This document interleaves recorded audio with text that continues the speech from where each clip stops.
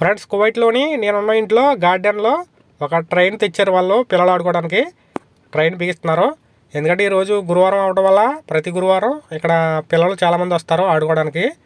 చూడండి, ఇప్పుడు అక్కడికి వెళ్ళి చూపిస్తాను మీకు ట్రైన్ ఎలా ఉందని. పిల్లలు ఆడుకునే ట్రైను చూడండి ఫ్రెండ్స్. ఇది కువైట్లోని ప్రతి ఇంటికి కూడా గురువారం నాడు పెద్ద ముసలోడి ఇంటికి వచ్చేస్తారు పిల్లలంతానే ఇక్కడ ఆడుకుంటారనమాట. అయితే మా వాళ్ళు ఒక ట్రైన్ రెంట్కి తెచ్చారు, ఒక రోజుకంట ఇది రెంట్కి. అయితే ఈ ట్రైన్కి ఎన్ని డబ్బులు అనేది రోజుకి నేను వీడియో లాస్ట్లో చెప్తాను వాళ్ళని అడిగి. చూడండి, ఇప్పుడైతే అక్కడ ట్రైన్ పట్టాలు బిగిస్తున్నారు. చూడండి, ఇక్కడ ఐదు ట్రైన్ బోగీలు కూడా అమర్చారు. ఇక్కడ 3 బోగీలు ఉన్నాయి, ఇంకోటి బండిలో ఉంది. ప్రస్తుతానికి 2 పెట్టారు. చూడండి, ఇది 3ది అమరుస్తున్నారనమాట. అంటే వెనక బోగీలో 2 పిల్లలు కూర్చుంటారు, ఫ్రంట్ బోగీలో ఒక పిల్లలు, మొత్తం 5 కూర్చుంటారనమాట. అది కరెంటుతో నడుస్తుంది. ఇక్కడ పక్కనే వైట్ కలర్లో బాక్స్ కనపడుతుంది కదా, అక్కడ ఉంటుంది కంట్రోలు.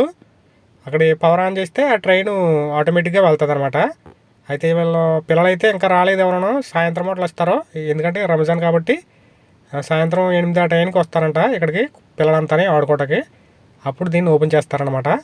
ప్రస్తుతానికి అయితే బిగిస్తున్నారు దీన్ని ఒక రోజుకి రెంట్కి తెచ్చారు. దీన్ని మళ్ళీ రేపు పొద్దున్న పట్టుకెళ్ళిపోతారు.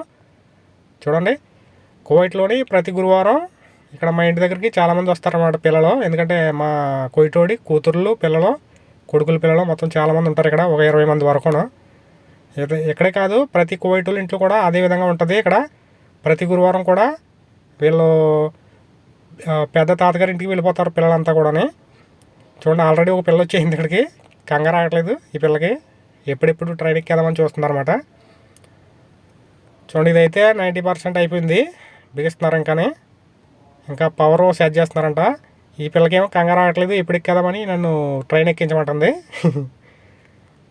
చూడండి ఫ్రెండ్స్, ఈ ట్రైన్ బిగించే వాళ్ళు ఏ ఊళ్ళో తెలీదు, నేను అడగలేదు వాళ్ళని. వీళ్ళైతే అరబీలో మాట్లాడుతున్నారు, హిందీ రాదంట వాళ్ళకి. నాకు తెలిసి తమిళ వాళ్ళు అనుకుంటాను. తమిళ వాళ్ళకి చాలామందికి హిందీ సరిగా రాదు. అయితే నేను వాళ్ళని అడగలేదు ఏ ఊరని. చూడండి, ఈ పిల్ల అయితే కంగారు పడిపోతుంది ట్రైన్ ఎక్కేదామని.